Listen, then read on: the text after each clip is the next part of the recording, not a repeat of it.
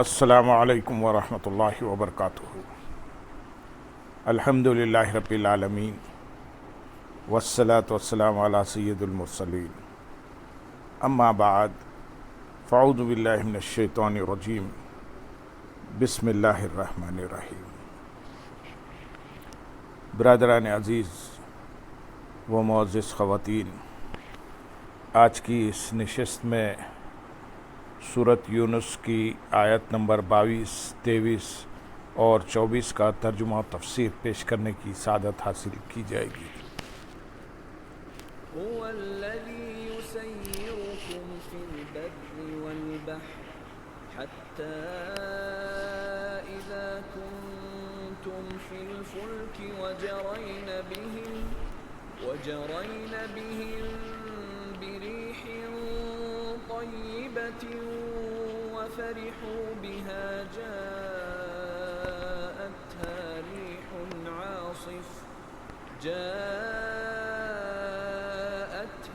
ريح عاصف وجاءهم الموج من كل مكان وظنوا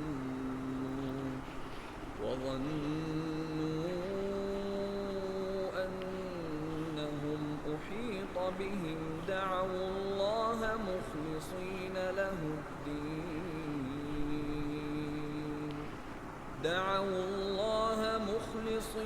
له الدين لئن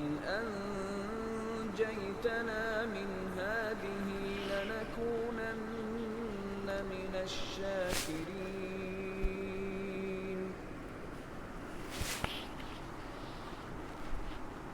فلما أنجاهم إذا هم يبغون في الأرض بغير الحق يا أيها الناس إنما بغيكم على أنفسكم متاع الحياة الدنيا ثم إلينا مرجعكم فننبئكم بما كنتم تعملون إنما مثل الحياة الدنيا كماء أنزلناه من السماء فاختلط به نبات الأرض مما يأكل الناس والأنعام حتى إذا أخذت الأرض زخرفها وزينت وظن أهلها أنهم قادرون عليها أتاها أمرنا ليلا أو نهارا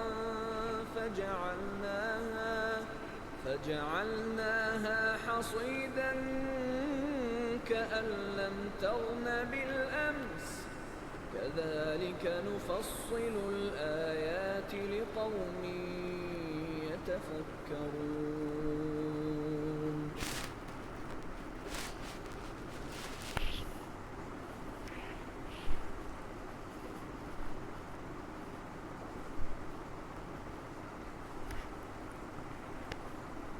وہی ہے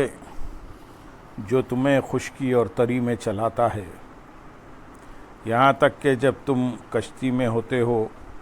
اور وہ کشتیاں خوشگوار ہوا کے ساتھ انہیں لے کر چلتی ہیں اور وہ اس پر خوش ہوتے ہیں، پھر ان پر شدید آندھی آنے لگتی ہے اور ہر طرف سے لہریں ان پر آتی ہیں اور وہ سمجھ جاتے ہیں کہ انہیں گھیر لیا گیا ہے، تو اللہ کے لیے دین کو خالص کرتے ہوئے اس سے دعا مانگتے ہیں، اے اللہ اگر تو ہمیں اس طوفان سے نجات دے دے تو ہم ضرور شکر گزار ہو جائیں گے۔ وہی ہے جو تمہیں خشکی اور تری میں چلاتا ہے۔ اس سے پہلی آیت میں اللہ تعالیٰ نے ارشاد فرمایا کہ اور جب ہم لوگوں کو انہیں تکلیف پہنچنے کے بعد رحمت کا مزہ دیتے ہیں تو اسی وقت ان کا کام ہماری آیتوں کے بارے میں سازش کرنا ہو جاتا ہے۔ اور ان آیات میں اللہ تعالیٰ نے انسان کے شدید مصیبت سے رحمت کی طرف منتقل ہونے اور انسان کی سازش کی ایک مثال بیان فرمائی ہے۔ اس آیت میں پہلے بیان فرمایا کہ وہی اللہ عز و جل ہے جو تمہیں خشکی اور تری میں چلاتا ہے اور تمہیں مسافت طے کرنے کی قدرت دیتا ہے۔ خشکی میں تم پیادہ اور سوار منزلیں طے کرتے اور دریاؤں میں کشتیوں اور جہازوں سے سفر کرتے ہو۔ وہ تمہیں خشکی اور تری دونوں میں چلنے کے اسباب عطا فرماتا ہے۔ اس کے بعد فرمایا یہاں تک کہ جب تم کشتی میں مہوئے سفر ہوتے ہو اور وہ کشتیاں خوشگوار ہوا کے ساتھ لوگوں کو لے کر چلتی ہیں اور وہ لوگ اس بات پر خوش ہو رہے ہوتے ہیں کہ ہوا ان کے موافق ہے، پھر اچانک ان پر شدید آندھی آنے لگتی ہے اور ہر طرف سے سمندر کی طوفانی لہریں اٹھتی ہیں تو وہ گرداب میں پھنس جاتے ہیں۔ اس وقت انہیں اپنی نجات کی امید نہیں رہتی اور ہلاکت کا یقین ہو جاتا ہے۔ سخت خوف اور شدید مایوسی کا عالم ہوتا ہے اور اب تک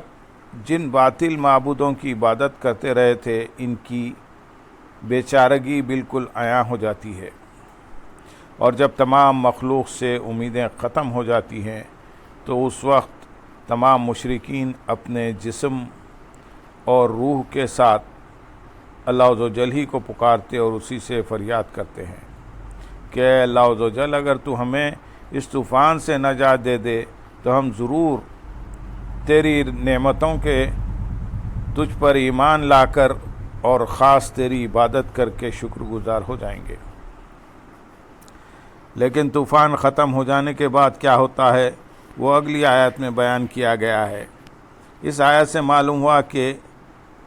کٹر ترین کافر بھی مصائب اور تکلیف میں اللہ تعالیٰ کو پکارتا ہے۔ اس لیے مسلمان کو بدرجہ اولیٰ چاہیے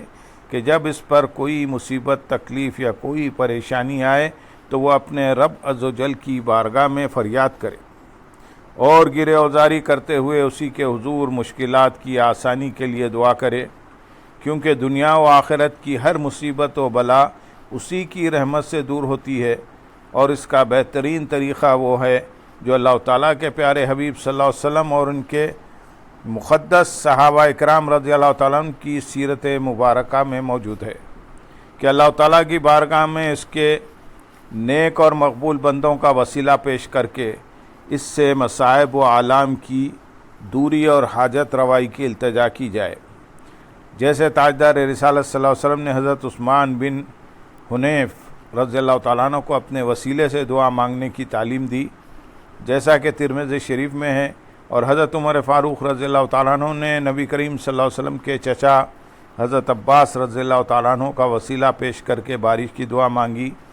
جیسا کہ بخاری شریف میں ہے۔ البتہ یہ یاد رہے کہ مشکلات میں اللہ تعالیٰ کے نیک بندوں سے مدد طلب کرنا اعتدال کی حد سے خارج نہیں، کیونکہ کوئی مسلمان ان کے بارے میں یہ نظریہ نہیں رکھتا کہ یہ بذات خود مدد کرنے پر قدرت رکھتے ہیں، بلکہ ہر مسلمان کا یہی عقیدہ ہے کہ اللہ تعالیٰ کے نیک بندے اس کے اذن اور اس کی عطا سے مدد کرتے ہیں، اور یہ جائز و ثابت ہے، جیسے غزوہ بدر میں فرشتوں کا مدد کرنا۔ آیت نمبر 23 میں ارشاد ہے، پھر جب اللہ انہیں بچا لیتا ہے تو اس وقت وہ زمین میں ناحق زیادتی کرنے لگتے ہیں۔ اے لوگو، تمہاری زیادتی صرف تمہارے ہی خلاف ہے، دنیا کی زندگی سے فائدہ اٹھا لو،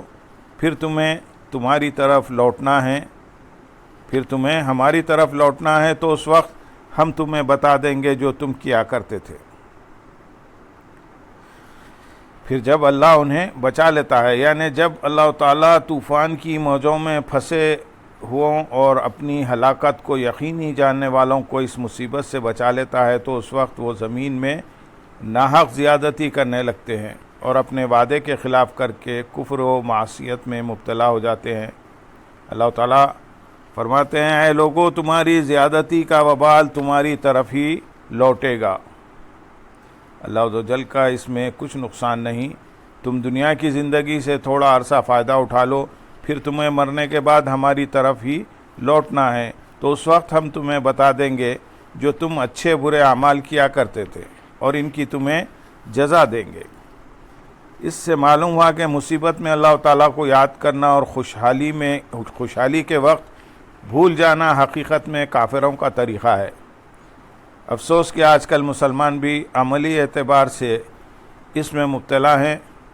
اولاد بیمار ہوئی یا خود کو کوئی خطرناک بیماری لگ گئی یا کوئی قریبی عزیز ایکسیڈنٹ کی وجہ سے ہسپتال میں داخل ہو گیا تو نماز، ذکر، دعا، تلاوت، صدقہ و خیرات، مسجدوں کی حاضری اور مزید بہت کچھ شروع ہو جاتا ہے، اور جیسے ہی معاملہ ختم ہوا تو کہاں کی نماز وہ مسجد اور کہاں کی ذکر و تلاوت، دوبارہ پھر اپنی پرانی دنیا میں لوٹ جاتے ہیں۔ مسلمان کا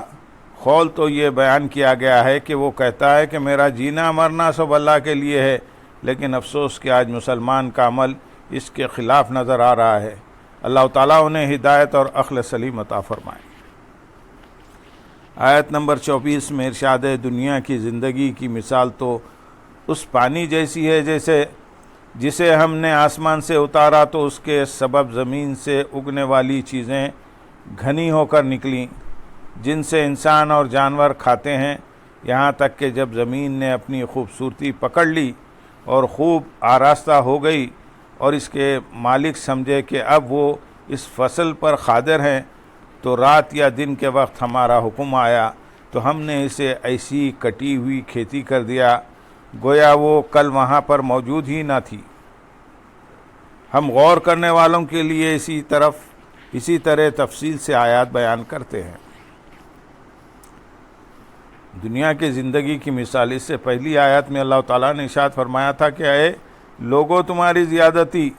در حقیقت صرف تمہارے ہی خلاف ہے، اور اس آیت میں اللہ تعالیٰ نے اس شخص کے بارے میں ایک عجیب مثال بیان فرمائی ہے جو دنیا کی لذتوں میں گم ہو کر اپنی آخرت سے بے پرواہ ہو جاتا ہے۔ اس مثال کا خلاصہ یہ ہے کہ آسمان سے اترنے والے پانی کی وجہ سے زمین کی پیداوار بہت گھنی ہو جاتی ہے، کیونکہ جب بارش ہوتی ہے تو اس کے سبب زمین سے رنگ برنگے پھول و خوبصورت بیلیں، خوش ذائقہ پھل اور ان کے علاوہ طرح طرح کی اجناس پیدا ہوتی ہیں، حتیٰ کہ جب باغات اور کھیتوں کا مالک پھلوں سے لدے ہوئے درختوں اور ہری بھری لہلہاتی فصلوں کو دیکھتا ہے تو خوشی سے پھولے نہیں سماتا۔ پھر وہ اس پیداوار سے فوائد حاصل کرنے سے متعلق بڑے بڑے منصوبے بناتا ہے، اس کا دل ان منصوبوں میں ہی مشغول ہوتا ہے اور یوں وہ بالکل غافل ہوتا ہے، اور اسی حالت میں اللہ تعالیٰ دن یا رات میں ان پرکشش باغوں اور کھیتوں پر سالہ باری، آندھی یا طوفان وغیرہ کوئی بڑی آفت نازل فرما دیتا ہے، جس سے یہ باغات اور فصلیں ایسے تباہ ہو جاتے ہیں جیسے کبھی تھے ہی نہیں، اور ان کا مالک حسرت زدہ اور شدید غم میں مبتلا ہو کر بس ہاتھ ملتا ہی رہ جاتا ہے۔ اس آیت میں بہت بہترین طریقے سے دل میں یہ بات بٹھائی گئی ہے کہ دنیاوی زندگانی امیدوں کا سبز باغ ہے۔ اس میں عمر کھو کر جب آدمی اس مقام پر پہنچتا ہے جہاں اس کو مراد حاصل ہونے کا اطمینان ہوتا ہے اور وہ کامیابی کے نشے میں مست ہو جاتا ہے، تو اچانک اس کو موت آ پہنچتی ہے اور وہ تمام نعمتوں اور لذتوں سے محروم ہو جاتا ہے۔ حضرت قتادہ رضی اللہ تعالیٰ عنہ فرماتے ہیں کہ دنیا کا طلبگار جب بالکل بے فکر ہوتا ہے اس وقت اس پر عذاب الہی آتا ہے اور اس کا تمام ساز و سامان جس سے اس کی امیدیں وابستہ تھیں غارت ہو جاتا ہے۔ ہم غور کرنے والوں کے لیے اسی طرح تفصیل سے آیات بیان کرتے ہیں، یعنی جس طرح ہم نے تمہارے سامنے دنیاوی زندگی کی مثال اور اس کا حکم بیان فرمایا، اسی طرح ہم غور و فکر کرنے والوں کے لیے تفصیل سے اپنے دلائل بیان کرتے ہیں تاکہ وہ نفع حاصل کریں